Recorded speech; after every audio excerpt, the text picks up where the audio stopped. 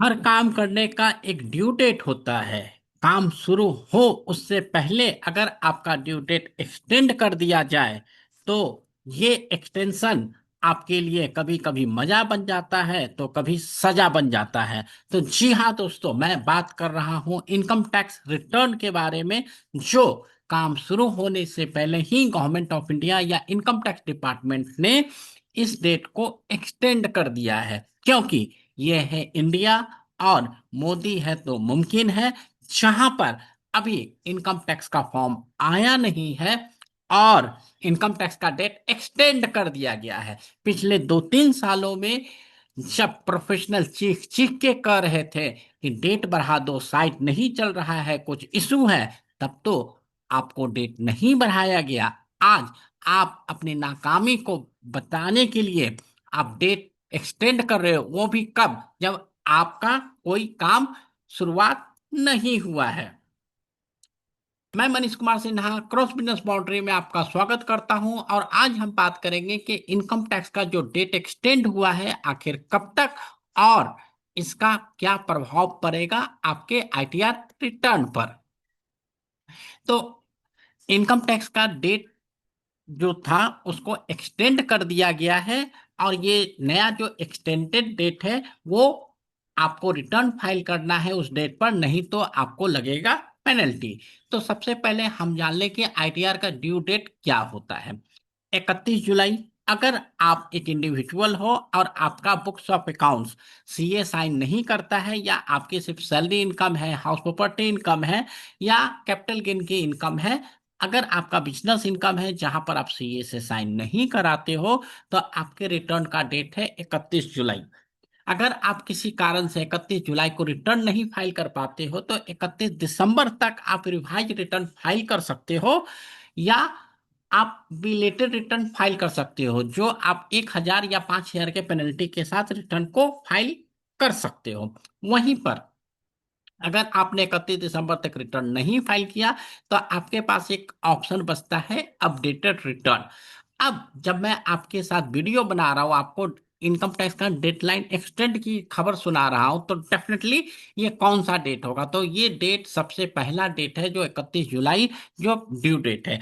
अब government of India ने इसका डेट बढ़ा के कर दिया है 15 सितंबर 2025, जो 31 मार्च 2025 के लिए डेडलाइन होगा। मतलब तकरीबन 1.5 महीना, 45 डेज इंक्रीज कर दिया गया है। मेरा ये सवाल है, जब last to last year court ने बोला था कि इनकम टैक्स को 1 और 2 अप्रैल या maximum first week of April में आईटीआर रिटर्न अपलोड कर देना है, और आज 27 मई हो गया है, जब तक रिटर्न फॉर्म नहीं आया है, तो आपने 2 महीने का गैप लिया, तो आपको ये डेट ही एक्सटेंड करना था तो 2 महीने से करना था। आपने 15 सितंबर क्यों किया, ये मेरे समझ में भी नहीं आ रहा है, किसी प्रोफेशनल के भी समझ में नहीं आ रहा, क्योंकि जितना आप डिले कर रहे हो डेट उतना ही ज्यादा एक्सटेंड होना चाहिए। चलो ठीक है, आपने कर दिया, लेकिन सवाल वही, क्या फॉर्म आपने अपलोड किया? आज के डेट पर भी इन्होंने फॉर्म अपलोड नहीं किया है। अब लोगों का सवाल है कि टैक्स ऑडिट का क्या होगा, जिसका लास्ट डेट था 30 अक्टूबर। अब उस डेट पर टैक्स ऑडिट का भी आपको डेट बढ़ाना पड़ेगा। अगर आप इसी तरीके से डेट बढ़ाओगे तो आगे रिवाइज डेट कब होगा, जो कि 31 दिसंबर तक का रिवाइज डेट था। अब आपने ओरिजिनल डेट ही 15 सितंबर रखा है, तो रिवाइज डेट भी 45 दिन या 50 दिन एक्सटेंड करोगे।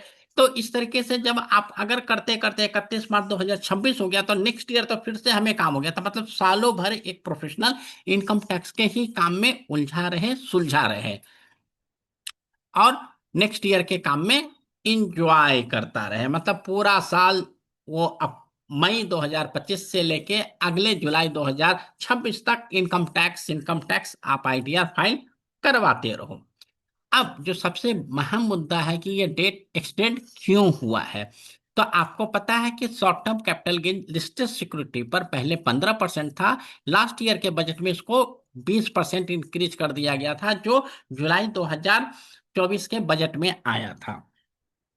तो अब यहाँ पर दो कैपिटल गेन लगने वाला है शॉर्ट टर्म पर, एक 15% और 20%। तो इसी टेक्निकलिटी को लगाने के लिए, फॉर्मूला लगाने के लिए डेट को एक्सटेंड किया गया है, और इसी कारण से फॉर्म अभी तक अपडेट नहीं हुआ है। उसी तरीके से long term capital gain with indexation पहले 20% था, इसको इन्होंने रिवाइज कर दिया है कि अब आपके पास दो ऑप्शन है। जुलाई 2024 से पहले अगर आपके पास प्रॉपर्टी है तो आप 20% विथ इंडेक्सेशन और 12.5% विदाउट इंडेक्सेशन, जो भी आपके लिए सहूलियत है, आप इसे चूज कर सकते हो। तो फॉर्म में काफी टेक्निकलिटी चेंज करना पड़ा। तो मेरा सिर्फ सवाल ये है, ये चेंज क्या आज हुआ है? मुझे तो ऐसा नहीं लगता, क्योंकि बजट में अमेंडमेंट लास्ट ईयर ही आ गया था। जब ये अमेंडमेंट लास्ट ईयर आ गया था तो पिछले एक सवा साल में आपके डिपार्टमेंट ने फॉर्म में ये दो चेंज क्यों नहीं किया?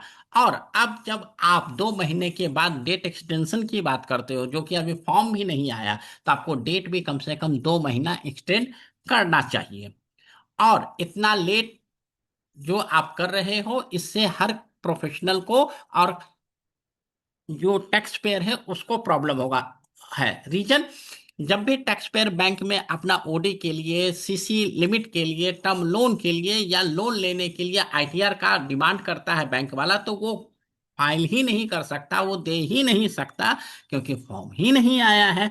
तो आपने तो बहुत आसानी से एक्सटेंड कर दिया फॉर्म, अभी तक आपने अपलोड नहीं किया। लेकिन इसके जो कॉन्सिक्वेंसेस हैं आप नहीं समझ रहे हो, क्योंकि अगर किसी का सीसी लिमिट अपडेट नहीं हुआ या स्टॉप कर दिया गया, तो ऐसे केस में उस टैक्स पेयर का या उस पर्सन का बिजनेस स्टॉप हो सकता है, बिजनेस में रुकावट आ सकती है। तो ये चीज गवर्नमेंट को सोचना चाहिए कि इस इम्पैक्ट जो आने वाला है एमएसएमई सेक्टर में, इसको कैसे भरपाई आप करोगे। तो थैंक यू दोस्तों इस वीडियो को देखने के लिए। अगर आपके पास कोई सवाल हो तो आप हमसे सवाल पूछ सकते हैं, और आइडिया से रिगार्डिंग कोई भी सवाल होगा हम उसका जरूर जवाब देंगे। और नेक्स्ट वीडियो में हम बात करेंगे कि आपके लिए कौन सा फॉर्म कब कब अप्लीकेबल है, और ऑडिट आप अपने आईटीआर का कैसे कर सकते हैं। जब तक दोस्तों, नमस्कार।